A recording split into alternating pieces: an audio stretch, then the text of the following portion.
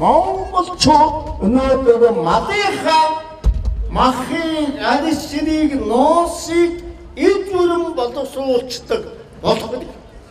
Энэ уул уурхай энэ муухай эцэндэгдэг юмнаас салах ёстой. Өнөөдөр Монголын хөгжлүүд энэ малчхуугаа хөгжүүлэх ёстой, бэлчээрээ хөгжүүлэх ёстой, сайжруулах ёстой. Газар тариалангаа өөрснөө эзэмших ёстой. Нэггүй явбал төмрөө хөвдөлтөй болчлоо. Төмрөө хийдгүүлдэ машина хийгээд эхэлчихлээ. Болж байгаа бас жоох юм байна. Гэхдээ доншуучлах худлаа ярихаас өөр юм мэдгүй ерөнхийлөгчтэй. Хуулиа зохируулж завааруулахаас өөр юм мэдгүй их хурлын даргатай. Тийм муухай явцсан засгийн газартаа улсаа наймаалахаас болсон ийм төлөөс салах ёстой. Одон ахлагчтай багийг дэмжиж